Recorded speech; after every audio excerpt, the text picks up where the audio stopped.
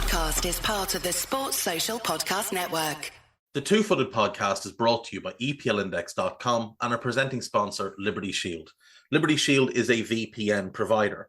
A virtual privacy network allows you to go online, change your location, access things you're geo-blocked from, while keeping your data safe. So, as an example, if you are a UK expat and want access to BBC iPlayer to watch Match of the Day, or ITV Hub, or all four, but you get that message that says this content is not available in your location, a Liberty Shield VPN gets you around that block, allows you to watch whatever you want on those services while also keeping your data safe. And it goes further than that. It allows you to open up Netflix's entire library by just changing your IP address. Liberty Shield is the #1 rated VPN provider on Trustpilot with 5-star ratings across the board.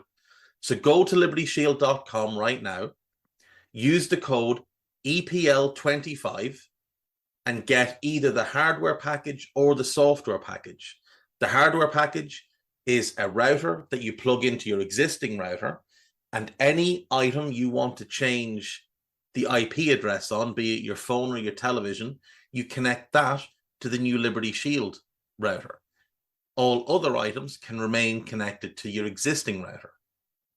There's also a software package which is instantly downloadable to your device and you can get using straight away. Again, libertyshield.com, EPL25 for 25% off at checkout.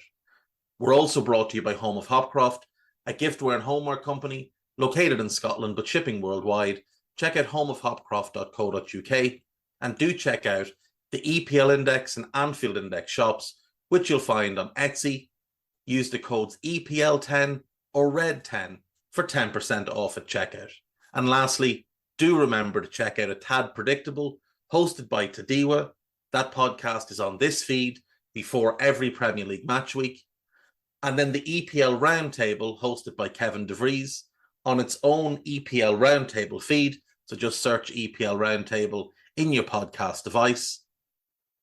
And that's out after every match week. Now, on with the show.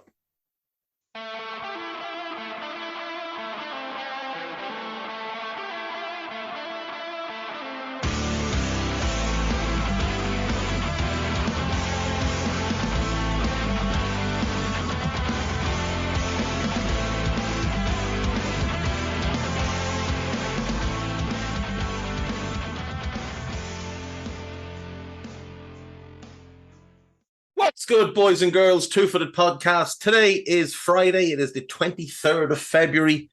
We're very close to the end of the second month of the year, very close to spring officially being started. And that is good. That is really, really good. Right, folks, we had lots of football last night, so let's dig into a ton of it.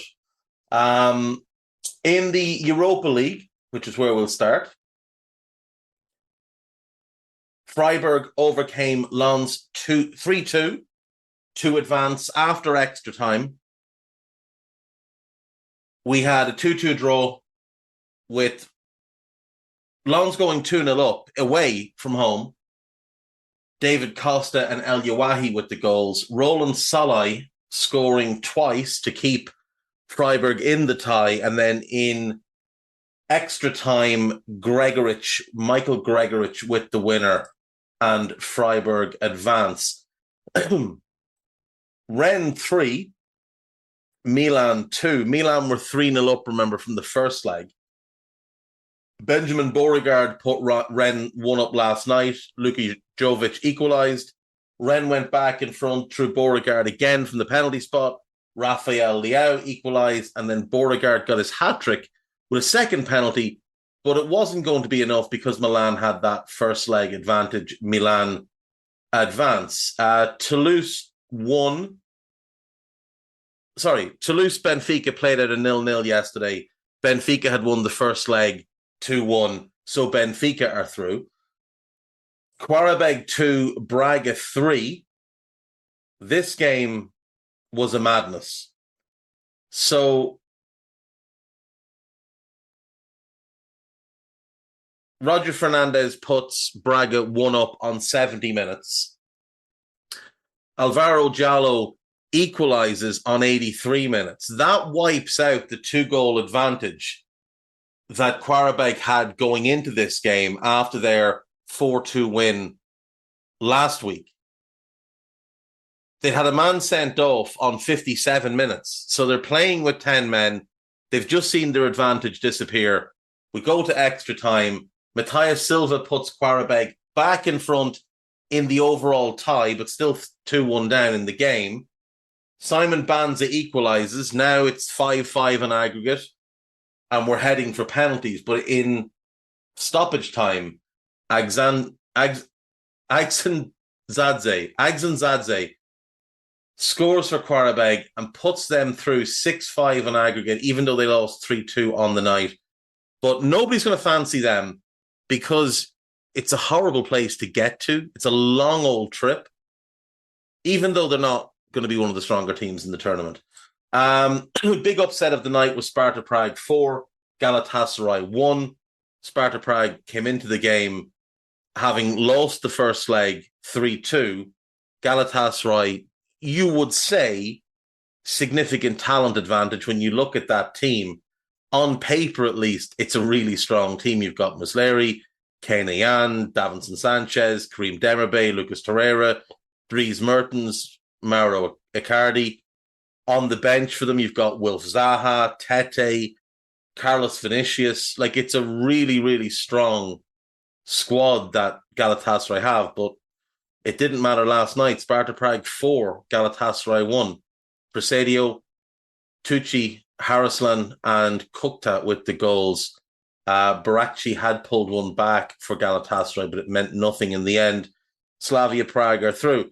Sporting had won 3-1 in Switzerland last week, so they just needed to see this game out. Victor Gyökeres put them 1-up on 13 minutes. They did give up a late equaliser, Mbusi with a penalty in the 84th minute, but Sporting very, very comfortably through. Marseille 3, Shakhtar Donetsk 1. They played at a 2-2 draw last week, so Marseille going through 5-3 in aggregate. Sudikov put Shakhtar 1-up from the penalty spot on 12 minutes. Aubameyang on 23 minutes equalised. Ismail Assar put Marseille in front on 74. And Jeffrey Kondogbia with the winner, with the third and final goal on 83 minutes. Final game then, Roma versus Feyenoord. They'd played out a 1-1 draw in the first leg. Santiago Jimenez put Feyenoord 1-0 up. Lorenzo Pellegrini equalised. No more goals. Went to extra time. No more goals. Went to penalties. And Roma win 4-2. So Roma are into the last 16. And the last 16 draw was made earlier today. And what we ended up with was Sporting versus Atalanta. That one should be a belter. Two really good teams that play really exciting football. Roma versus Brighton. I think that one should be a really good tie. Milan versus Slavia Prague. You fancy Milan to get through there. This one's a bit of a jip. It's Freiburg versus West Ham. We've seen this twice already this year. They played in the group stage. Don't really fancy seeing it again, but we're going to see it again twice more. Sparta Prague drew Liverpool. Liverpool will be strong favourites to advance there. Benfica versus Rangers should be decent. Marseille versus Villarreal, both of them having down seasons domestically, but should be decent. And then Qarabağ versus Leverkusen. So Leverkusen get the draw that I would imagine most teams didn't want, purely for geographical reasons. Does anyone really want to go and play in Azerbaijan? It's a mission. It's a long old trip. Now, by all accounts, it's a nice place, but it's a mission to get to. Baku is meant to be gorgeous. It looks gorgeous. People that went to the final that was there a few years ago spoke glowingly of it. But it is a long, long trip. So tough draw, even though Leverkusen will be strong favourites to get through. In the Europa Conference League, On Wednesday night, Ghent and Maccabi Haifa played out a 1-1 draw. That put Maccabi through 2-1 on aggregate. Ajax finally won a league game finally won a game following Jordan Henderson's arrival, beating Bodo Glimt 2-1 to go through 4-3 on aggregate. Notably, Jordan Henderson didn't play, so still 1-17 for Captain Courageous. Dinamo Zagreb won, Real Betis won. Real Betis really disappointing in Europe this year. Finished third in a group with Rangers and Sparta Prague, both of whom they should be beating, and then going out in this playoff round to a team that finished runner-up in a Conference League group. Bakumbu had put them one up. Kanenko equalised, and that put Zagreb through on aggregate. Ludogorets 0, Servette 1. So Servette get through 1-0 on aggregate. Ferencváros 0, Olympiacos 1. Olympiacos go through 2-0 on aggregate. Legia Warsaw 0, Molde 3. So Molde through 6-2 on aggregate. That's a bit of an upset.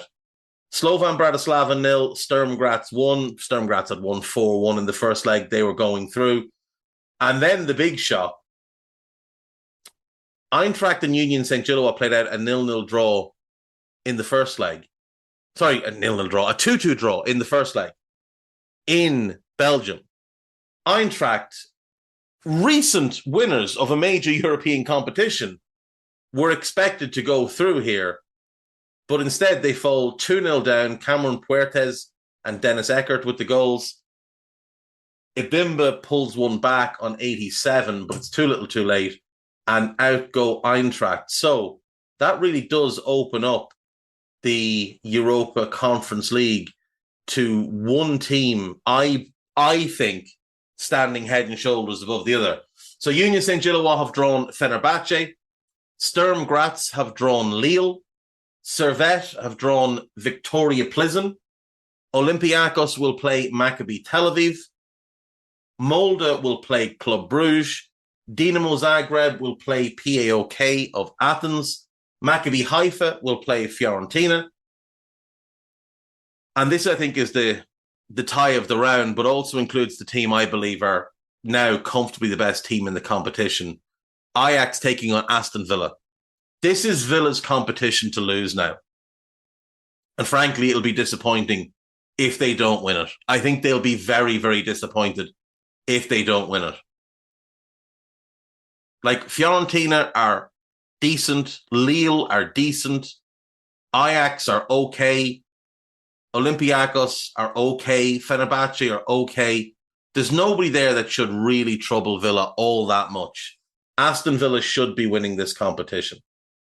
And that is where we stand with the Europa Conference League and the Europa League. Some really good ties in the Europa League. Other than the Freiburg-West Ham one, which I'm just a bit put out by because we've already seen it. And I didn't really want to see it again. I didn't feel there was any real desire for anybody to watch that again.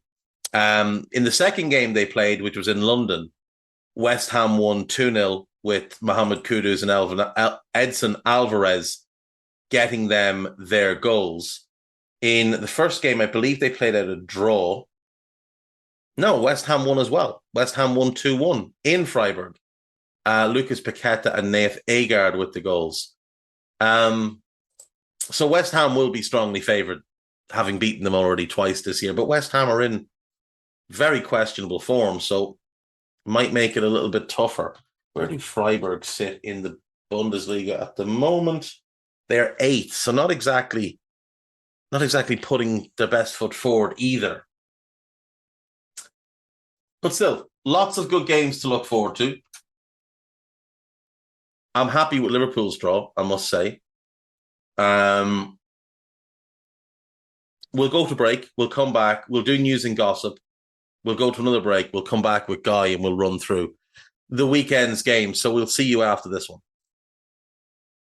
And we're back. David Moyes says he has been offered a new deal, but is deciding to wait to make a decision on his future. Now, I'm not really sure I believe him, but that's what he claims. There was a Moyes out banner at the last West Ham game, unsurprisingly after the performance against Arsenal, and he is coming under pressure. I think West Ham should move on from Moyes. I think they should have moved on last summer from Moyes. If Tim Steedten is brought into your club, an elite level talent spotter, it doesn't make sense to pair him with Moyes, who wants Brexit to firmly remain Brexit. This is a man whose primary target in the last transfer window was Harry Maguire, who drove the bus on signing James Ward-Prowse, who I know has gotten a number of assists this year and early in the season was playing quite well, but he's a passenger. In big games, against good teams, James Ward-Prowse is a passenger. He's a set-piece expert who doesn't offer anything else. This is not the type of profile of player you need to be signing.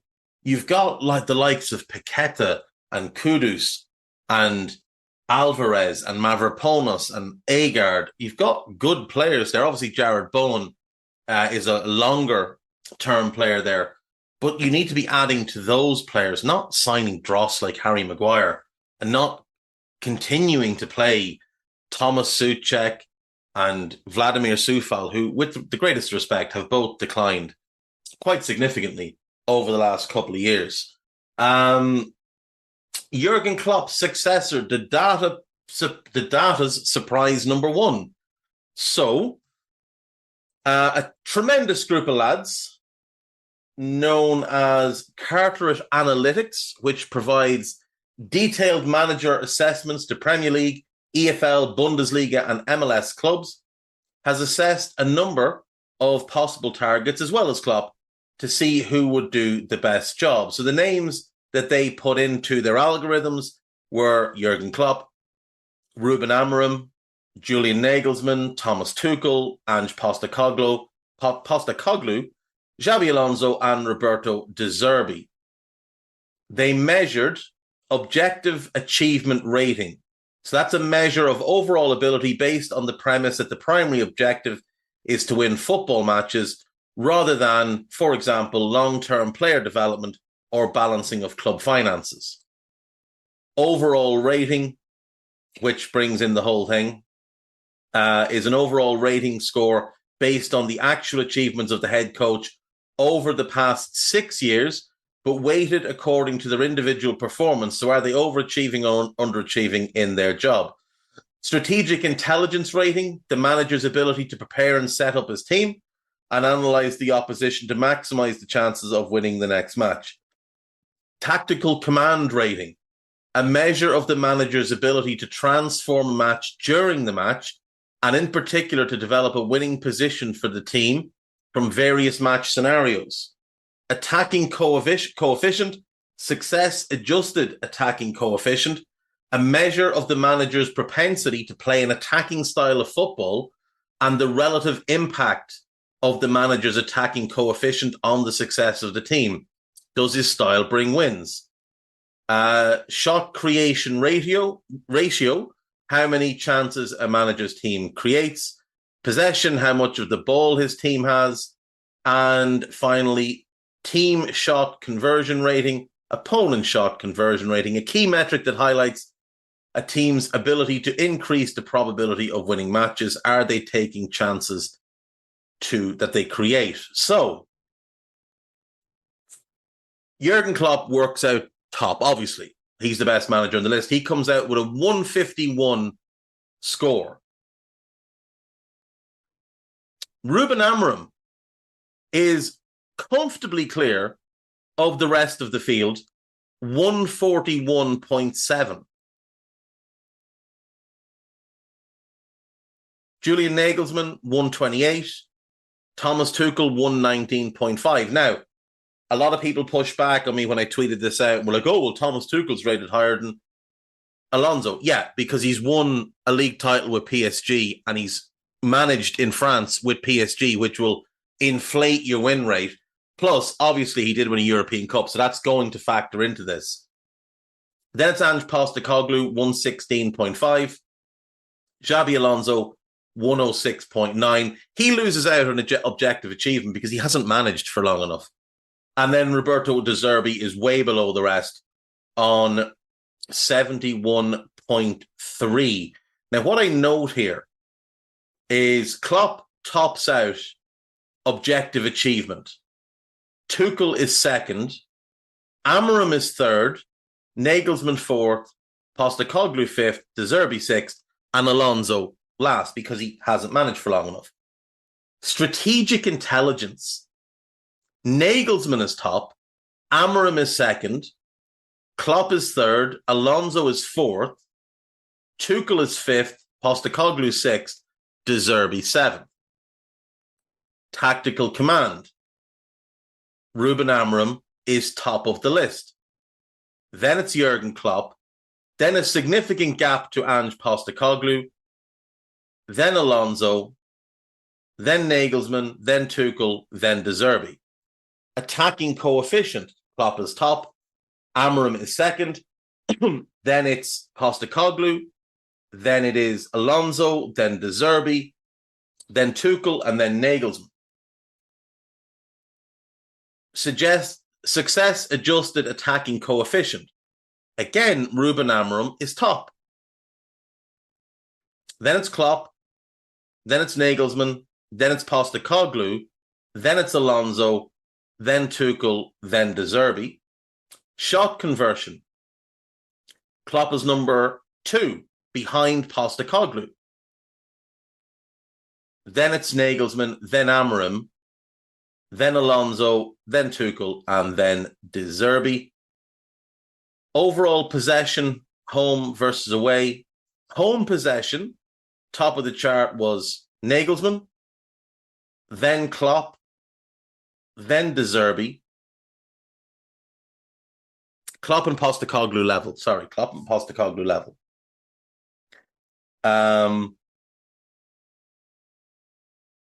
Then Tuchel, then Amorim, and then Alonso last in that field.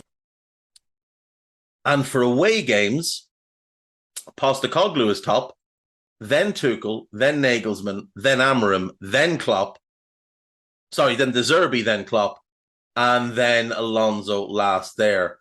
So overall, I think I've said it all along. I think Ruben Amorim is the best choice for the job. I think he ticks every single box here. And as noted in the objective achievement rating, that's prioritizing winning over, for example, long-term player development or balancing of club finances. And he outstrips the others significantly in terms of player development and balancing the club finances. Just go and look at Sporting's business since he became manager. Look at the sales they've made since he became manager and look what they paid for those players or look where those players came from. He ticks every box. He is the best manager on that list after Jurgen Klopp.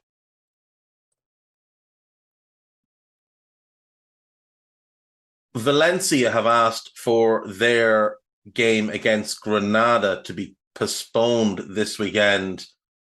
And it has been postponed following a fire that ripped through 2 apartment blocks in the city on Thursday.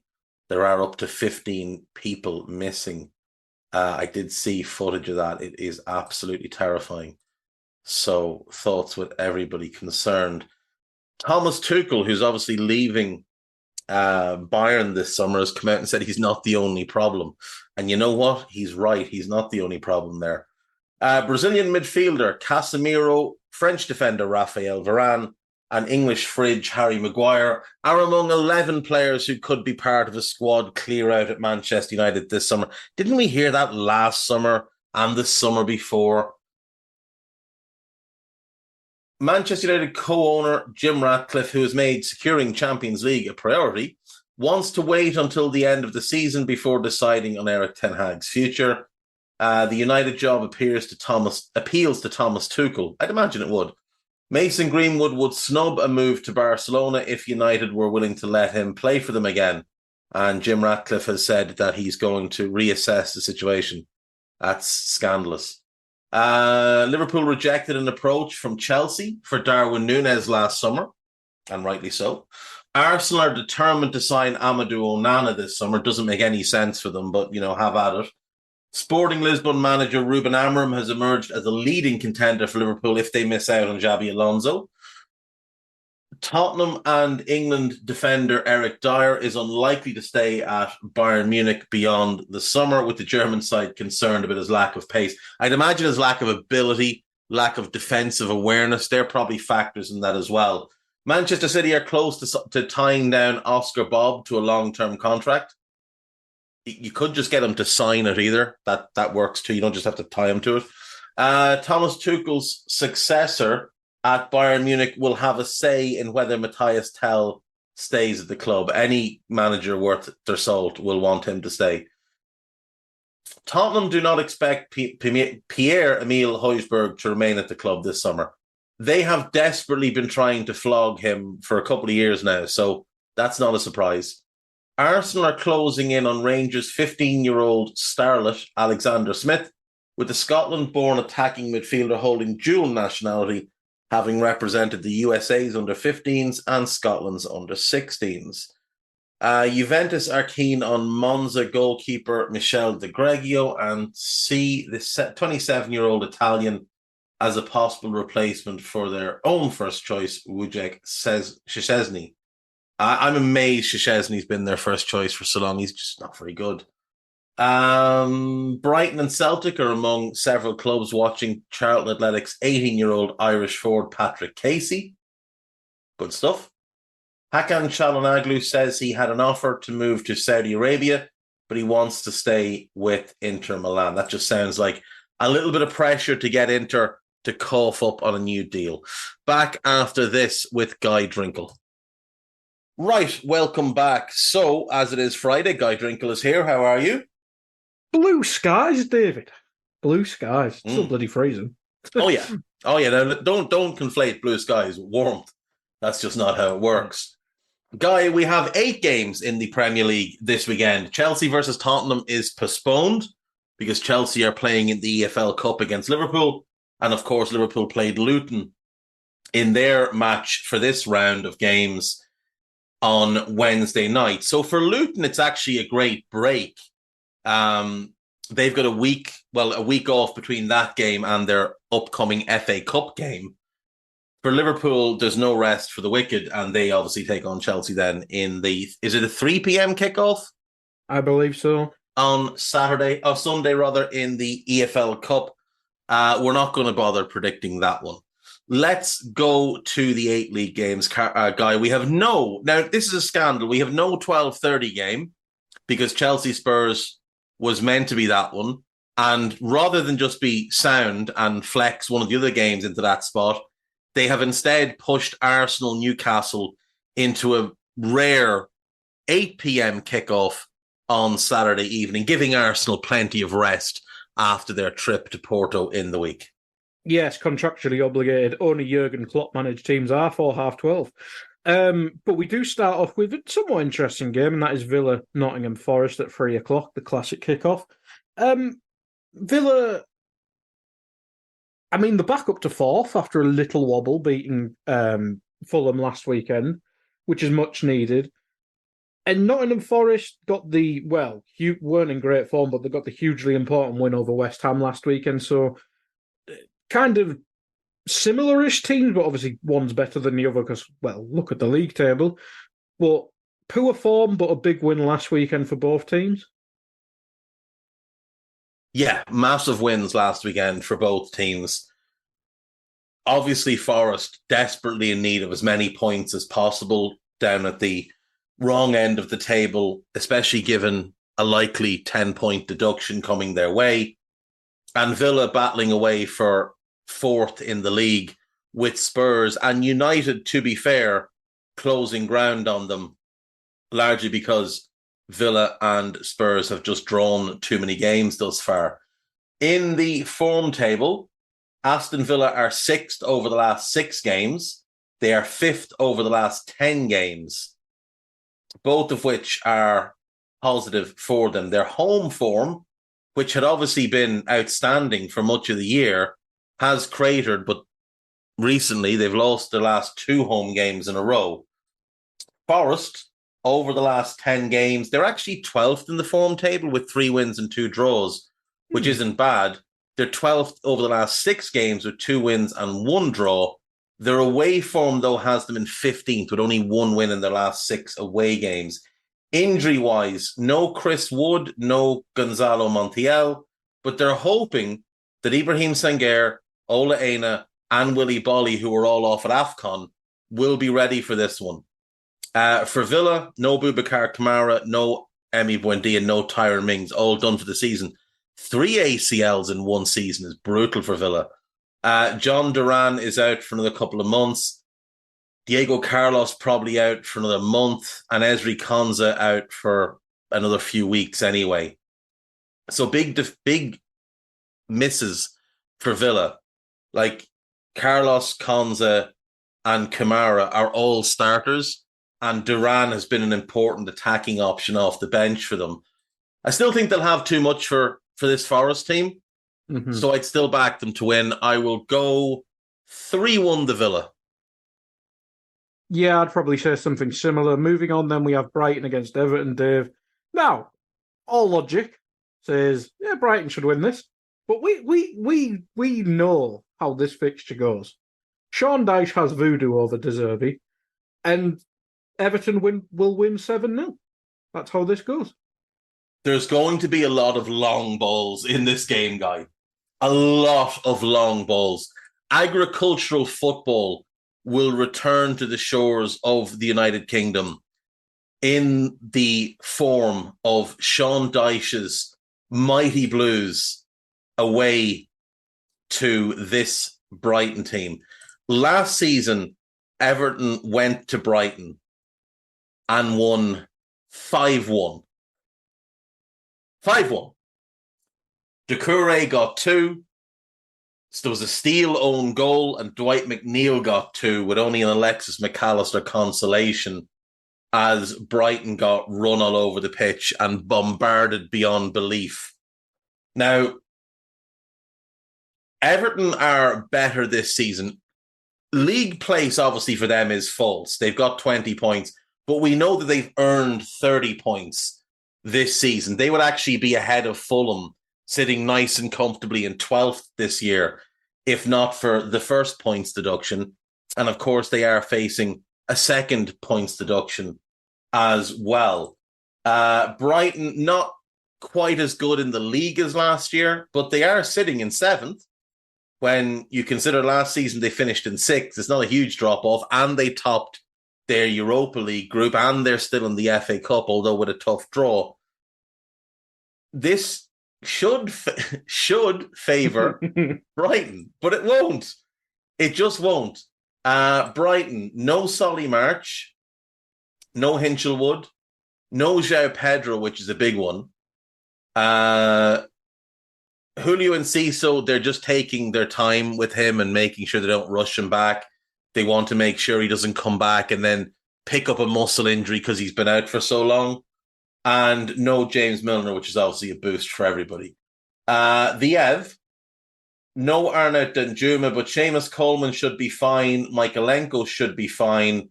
Andre Gomes is a major doubt, and obviously Dele Alli is out. He had an operation, and they're just going to give him as much time as he needs to try and get himself back on a football pitch when the time is right. Over the last 10 games, Brighton are 10th in the form table, which isn't great. They are 9th over the last 6 games. Everton are 16th over the last 6 games with no wins in that time, and 16 over the last 10. No wins in the last 8, though. Ooh. Their away form puts them in 9th. They've won 2 of their last 6 away from home, whereas Brighton have won 3 and drawn 3 of their last 6 at home. They're 7th in the home form table. But because of the fear of the long ball, the enormousness of Everton's attacking unit. You got to play Beto, Calvert-Lewin, Chimetti, And Doucouré behind. That's what Exactly. And just all pump it long. Yeah. Pump it long and win the second ball. Get Onana into midfield for more height. On his own. Just him. You don't need anything else. You're not playing the ball into midfield, so why would you play midfielders? Just him. And then you play a 5-man defence just in case they have the ball. Brandwaite left back, Godfrey right back. Yeah, 100%. Tarkowski and Michael Keane. Tarkowski and Michael Keane, and then you sit, let's say, Seamus Coleman as a sweeper in behind them, just in case, for a bit of experience. And you just boot it as long as possible. I am actually going to pick the Everton win here. As much as Brighton are very clearly the better team, I feel like the style makes the difference. So I am going to pick Everton to win 2-1. A low amount of goals for this fixture. I'm being nice. It could be 7-1. You never know. Yeah.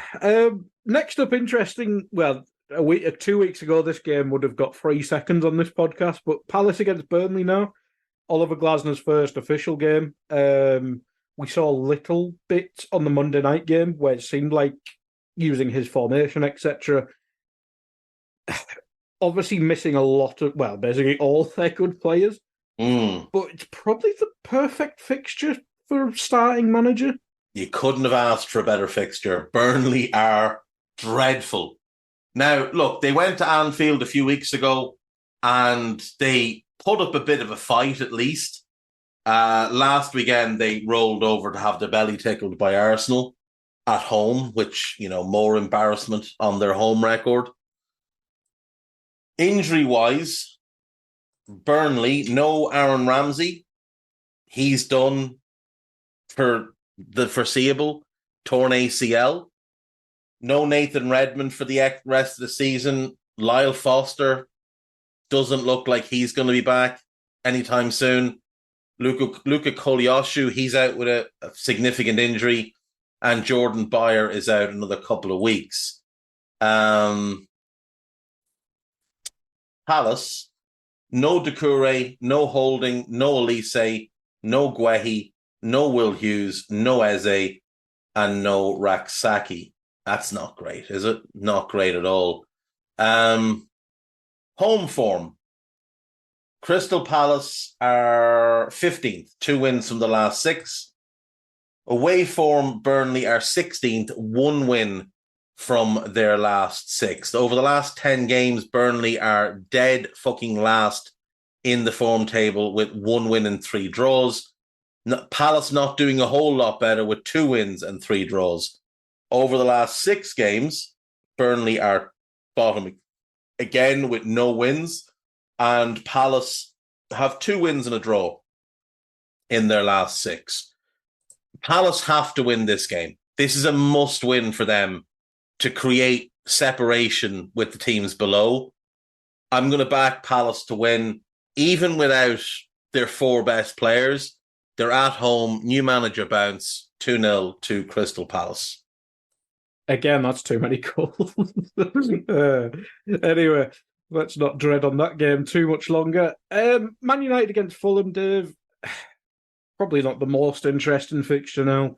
Well, Man United have found a way of playing, and Fulham are just strange. Just kind of nothing club's too strong, but one of the most uninteresting clubs in the league at the minute. Yeah, basically.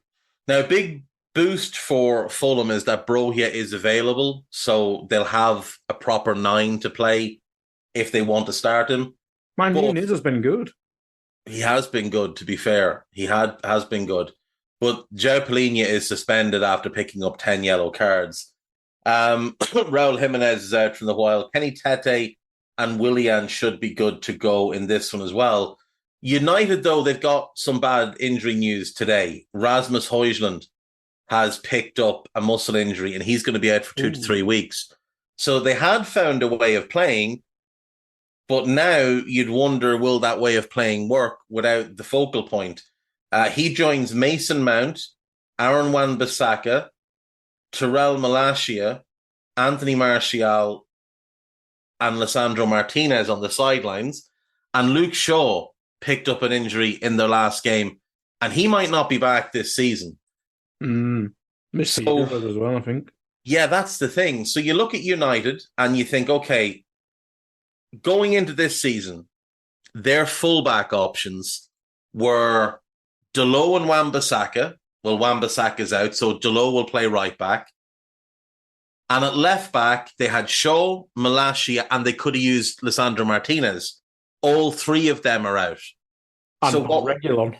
And Reguilon, who they sent back off as loan. So now they're in a position where, are we getting Victor Lindelof at left back again? Is that what they'll do? He came on there during the week in their last game and was not particularly good. We've seen Sofian Amrabat play there, although he's seemingly been forgotten by United. He's played there. He was dreadful in that role. So that's a question mark. Like, who's going to slot in at left back? Will it be Johnny Evans? Have academy lads, Christ. They have to have somebody. Like, they have. Liverpool. Conor Bradley came. Like, I know he's obviously had League One experience, but there must be someone at United who played in League One. Well, they don't even have to be mint. They just have to be competent. That's literally all you're looking for, is a bit of competence. If I'm not mistaken, now I sometimes am, but it's rare. They had a really good young left back. Didn't it? The one who went to Benfica? Yeah. Alejandro Fernandez or something. He went to Benfica, I'm pretty sure. Yeah, on loan. Has he gone on loan or did he go permanently? I think it was permanent. Like, this is the stupidity and the short-sightedness of United. He was really highly regarded. I heard United fans talking about him for about 3 years. And yet they just bin him off. Now, if you look at their under-21 squad, I mean... Probably look for a striker as well whilst you're there. There's nobody really there that looks like they might be in any way ready for a Premier League outing. Well, it was just that centre-back, was it Kumbala? Yeah, Kumbala, who does look a player.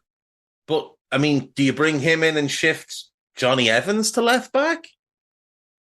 I mean, I don't know. Like, Kumbala he does look a good player. He's got the size. He looks physically dominant. He's got decent pace. Now, he's right-footed, so you stick him at left-back. Maybe put Dalot left-back. Dalot left-back. Yeah, I mean, then you open up a problem at right-back. And again, do you want to stick a 6'4", 19-year-old centre-back out against there? Willian? Probably not. You know, like, Willian will have him for on toast. Like, he'll make a show of him. As however promising the kid might be, Willian will see him and he'll start licking his lips and be like, "Oh, I'm embarrassing you today." And then you've got to deal with Anthony Robinson on the overlap as well, because Garnacho's not tracking back endlessly. It's a big ask for United. Now, look, they should still win the game. They are at home. They are clearly the better team. Over the last 6 games, United are 4th in the form table. Fulham are 10th. Over the last 10 games, United are 7th in the form table. Fulham are 14th. United's home form is 6th best in the division, with 4 wins from the last 6. And Fulham's away form is last in the division over the last 6 games with no wins. So I'm going to pick United to win. Like, they're due a game where Rashford does a bit of a madness. Oh, I don't know. Garnacho grabs a couple of goals, or Bruno Fernandes gets a couple of goals. There's always the Scott McTominay factor to work in here as well. That's true. So we'll go 2-1 United. Scott McTominay false 9. That's what we want to see. Scott McTominay right back / false 9, doing both roles at once. Oh, yes. The Glenn Johnson special.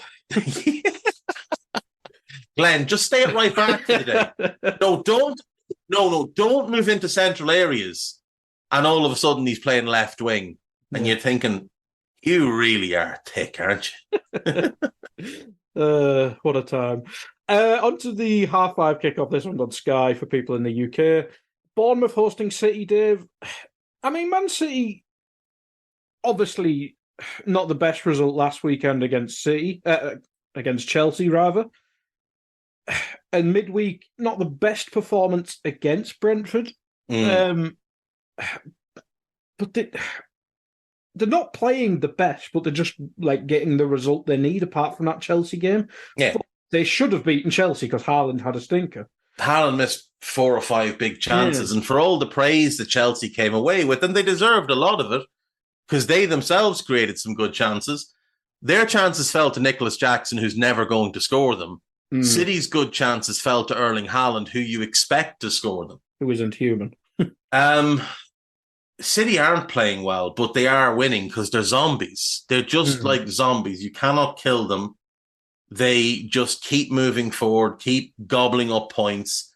Over the last 6 games, they are top of the form table with 5 wins and a draw. Over the last 10 games, they are top of the form table with 8 wins and 2 draws. Their home form over the last 6 is only 4th in the division with 4 wins and 2 draws. But obviously they are away here, and they're 2nd in the form table away from home. Bournemouth home form, 8th, which isn't bad. 3 wins, 2 draws from the last 6.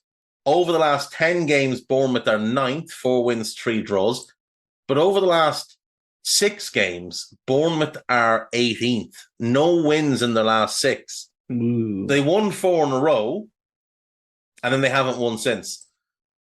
Tough game for Bournemouth to try and find some form. I feel like they could score, though. I'm just not sure they could keep out City at the other end. I feel like they'll score, but ship 3 or 4. Yeah. So no Ryan Fredericks, no James Hill. Neither of them are players that would factor in really anyway. But Billing is suspended. Tyler Adams is probably still another week or 2 away. Romain Favre should be back and ready to play. And Max Aarons is out for the foreseeable. City, no Gvardiol, no Grealish. Gvardiol hasn't been great this season. Grealish has been dreadful this season. It's probably helped the Gvardiol thing, and if anything, it lets them settle in defence a bit more. Exactly. And bringing Aki back in at left back, although Akanji's played there as well, which is just ugly. That's just Pep been too clever for his own good. KDB should be fine. They didn't play him during the week because they thought he had a bit of a niggle, but it looks like he's okay. I'm going to go 4-2 to City in this one. I could see Bournemouth scoring first and then City been like 3-1 up by half time. I think City will win the game. I don't think they'll have too much hassle, but I do think Bournemouth will score on them because Solanke's in great form. Bournemouth do attack really well and they've clever movement. And City's defence doesn't fill me with confidence. And if Bournemouth get the type of chances that Chelsea got, I think Solanke takes a couple of them. Semenyo's capable of a goal. Tavernier's capable of a goal. Kluivert's capable of a goal. They've got players that can trouble this City team. Yeah, and they do take a lot of shots as well. And I think Ederson's now got the worst save percentage in the league, or something. It might be even Europe, which is sensational. He's like the 4th most expensive goalkeeper, or maybe 5th most at this point of all time, and he's not good. Like, he's great with his feet. Let's not take that away from him, but he's not good at a lot of the basics of the goalkeeping side of things. Overall, I think, like, if you look at the Premier League, I'm taking Alisson over him. I'm taking Emi Martinez over him. I'm taking Vicario over him. I take Nick Pope over him. I take Alphonse Areola over him. That's probably it. That's 5. And then you've got conversations like David Raya versus Ederson is a conversation. And I might lean David Raya because shot stopping, I think he's slightly better. He's much better on crosses. He's not as good with his feet, but I'd value the other things more. You're definitely not taking Onana over him. Verbruggen is very young. It's too early for him. Jose Sa is a much better shot stopper, and he's a lot better on crosses, but nowhere near as good with his feet. But you'd take Ederson over Sa, but I might take Bernd Leno over Ederson in terms of reliability and trusting him in terms of what he does. So it's so weird because Ederson had a really excellent end to the season, didn't he? Now, this season, he just seems to have forgot how to use his hands. but all City players had excellent ends to last season. Like, if you look at it, last season, John Stones was dreadful until February, and then he was incredible in that hybrid type role. Grealish was awful. Very, very good from February on. Very, very good every single game.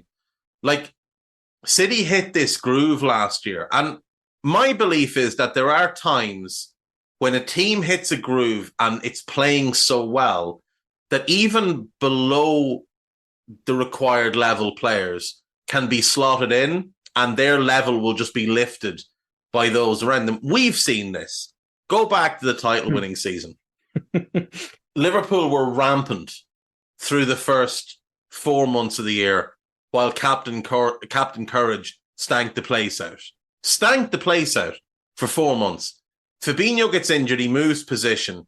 The team continues to be rampant, and he has the best 4-month run of his career, probably since the back half of 13-14.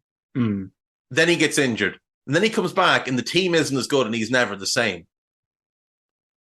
He got swept along by the team, and it made his role easy.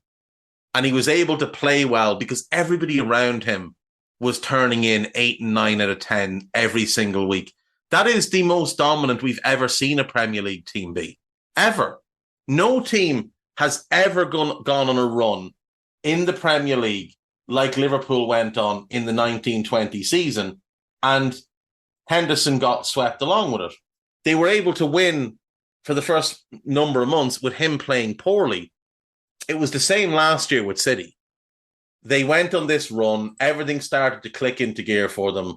They were pretty much unstoppable. And Grealish and John Stones and a couple of others, and Ederson, obviously, you mentioned, they just got swept along with it. And they were so dominant that everybody looked like they were playing out of their minds. And when that happens, they're just going to be really hard to beat. Yeah. Moving on to the 8 o'clock kickoff, which is weird to say. We have Arsenal hosting Newcastle, Dave. Obviously, Arsenal disappointment midweek, didn't play well.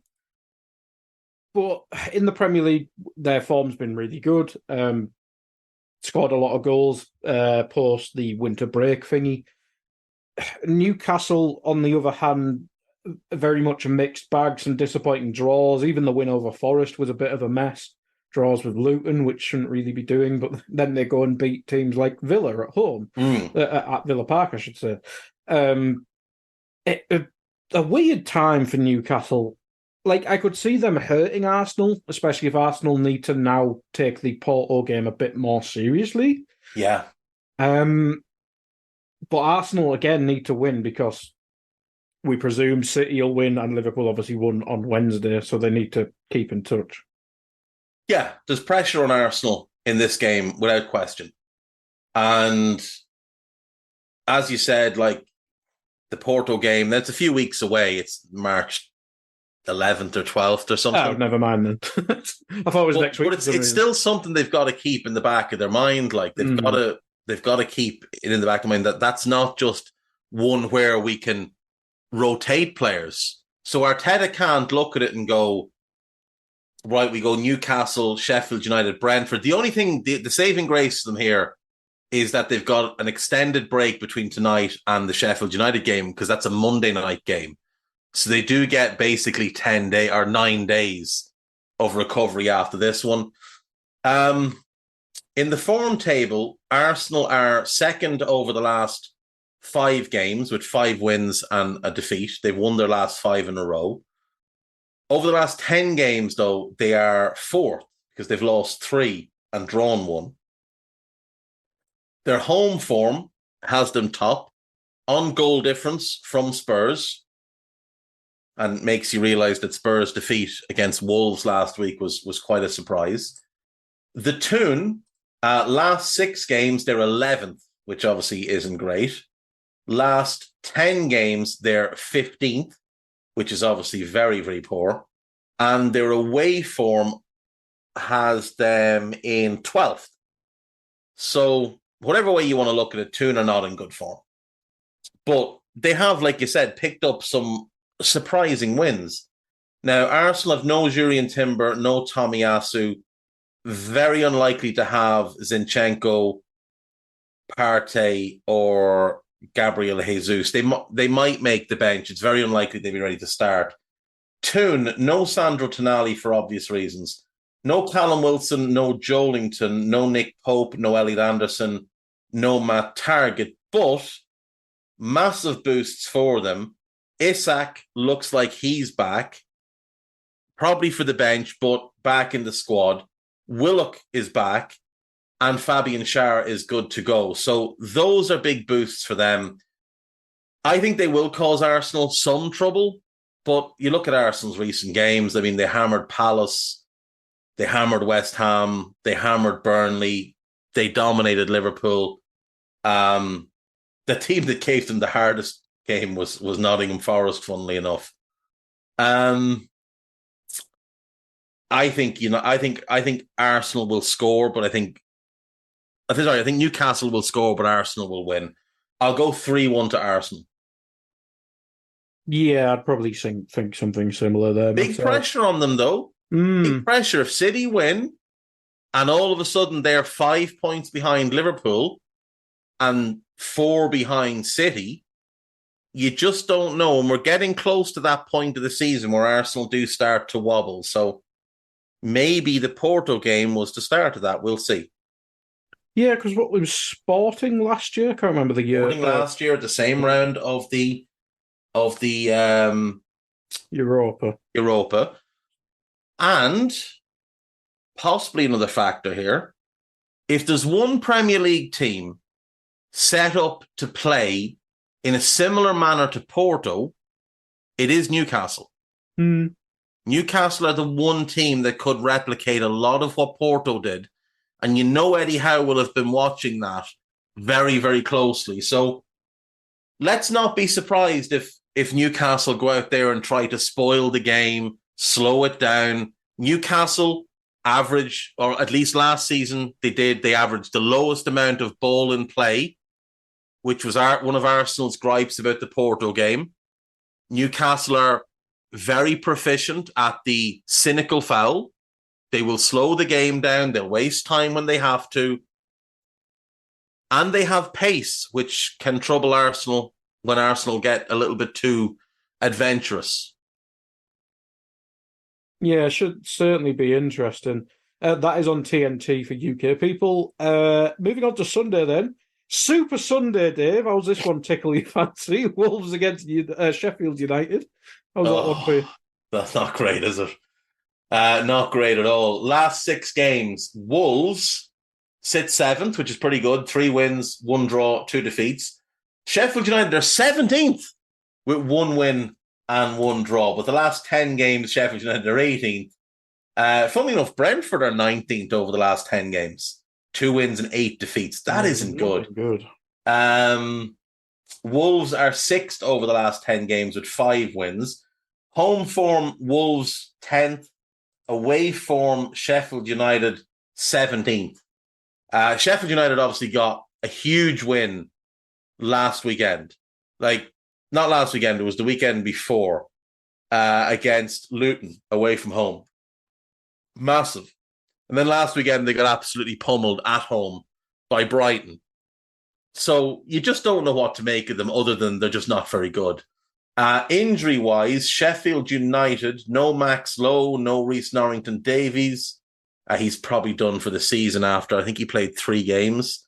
Chris Basham, he's not going to play this season.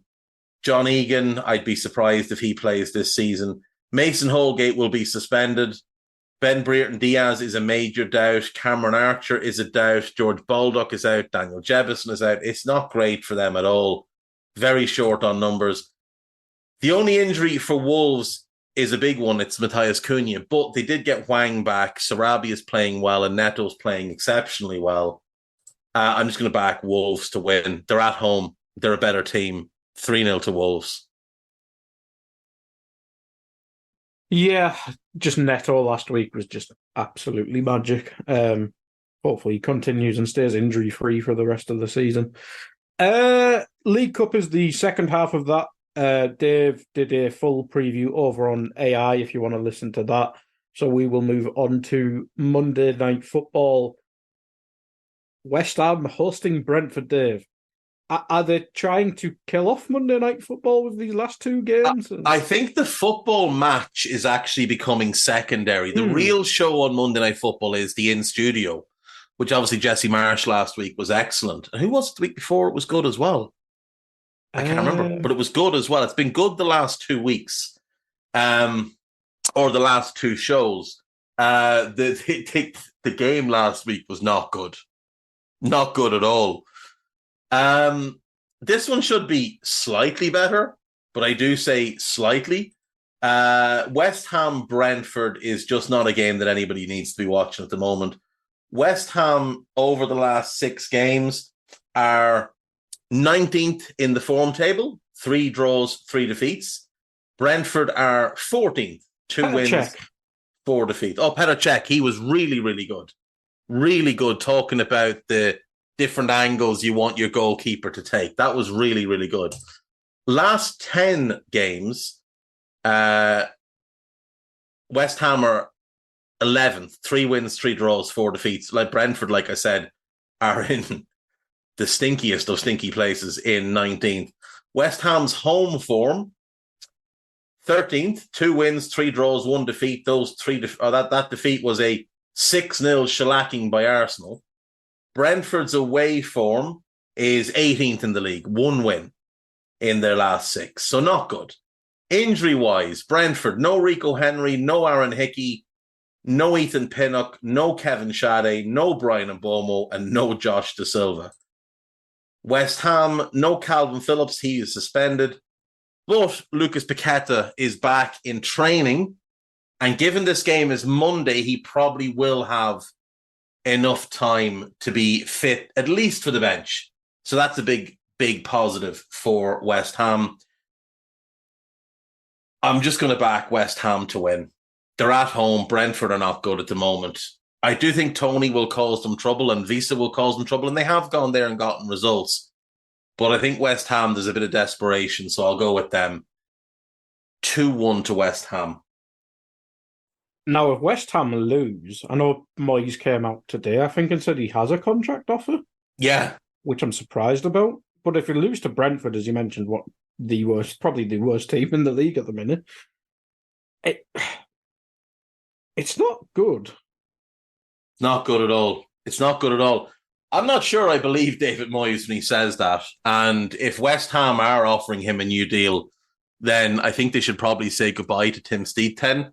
And we will happily say hello to him at Liverpool. Believe me, we will happily take him in. If West Ham lose this one, what's their fixtures looking like? So West Ham, Brentford, away to Everton. That's going to be tough. For all of us. Oh, that's an unwatchable game. Freiburg, even I can't watch that one. Freiburg in the Europa League. Now, they've beaten them twice this year. So they should go through, but you never know. Then Burnley at home. Imagine if they lost at home to Burnley. Then Freiburg again. Then it gets really tough, guy. They go Villa home, Toon away, Spurs home, Wolves away. That could very easily be 4 straight defeats. Then they get Fulham home, Palace away. But then it's Liverpool home, Chelsea away, Luton home, City away. I mean, if we're being generous here, right? You'd expect them to beat Brentford. You'd expect them to beat Burnley. You'd expect them to beat Fulham at home. Palace by then will have most of their players back, so I don't expect them to win that game. But you'd expect them to beat Luton. That's 4 wins between now and the end of the season in the league that I expect them to get. And genuinely, there's 1, 2, 3 I could see them getting draws in. So that's another 15 points, which would get them 51 for the season. Now, 51 points last season landed you in 11th spot. 51 the year before, depending on your goal difference, could have been 9th, 10th, or 11th. The year before that, it would have been 12th. The year before that, it would have been 12th. and the year before that, it would have been 11th. So it's a bottom half finish. And considering there was, 6th a couple of weeks ago? Yeah, that's the three thing. games ago, probably. Do you know, like, now, look, maybe they shake back into form. Maybe Paqueta goes on an unreal run. Maybe Mohamed Kudus and Jared Bowen really spark into life and carry the day for them. But that's a very, very difficult run-in to have left. And you've got the Europa League on top of that. And we've seen Moyes in previous seasons abandon the league to focus on Europe. And obviously it worked out for them last year where they won the Conference League. But does anyone fancy them to win the Europa League this year? Well, they probably got the easiest draw. They got a favourable draw because they've beaten Freiburg twice before. But, like, if they were to go through, would you fancy them against Sporting or Atalanta? Because I wouldn't. I wouldn't fancy them against Roma or Brighton. I wouldn't fancy them against AC Milan. I wouldn't fancy them against Liverpool. I don't know that I'd fancy them against either Marseille or Villarreal. I wouldn't fancy them against Leverkusen. No, there's certainly enough teams. Do you know, would you fancy them against Benfica? Maybe. Benfica aren't brilliant this year. They're actually, to be fair, they're top of their league, though they've played a game more. But they've been poor in Europe. Like, I don't see a path for West Ham winning the Europa League. It would be an incredible achievement if they did. And, like, they're out of the domestic cups. So, like, if they were to lose to Freiburg, their season's over. Yeah, that's. And now you're battling away to try and get a Europa Conference League spot again, which, you know, I mean, fair enough. But is that enough to keep David Moyes in a job? It shouldn't be, but maybe it will be. Maybe it will be. West Ham fans, though, they're starting to. Yeah, they're starting to lose turn, patience. But yeah, I think they'll beat Brentford. Like they should. If they don't, well, then there's an interesting conversation to be had come Tuesday. Yeah, Pitchforks may be out for that next podcast, but that is the last game, I believe, unless there's a sneaky one. Nope, all good. That is the last one. That's us, right? Magic weekend of football. Yeah, very exciting. Very, very exciting. Right, well, we will be back on Monday. Do enjoy your weekends. Do enjoy watching the cup final. Hopefully Liverpool will have a trophy to celebrate, but we'll wait and see. Take care of yourselves. Bye-bye.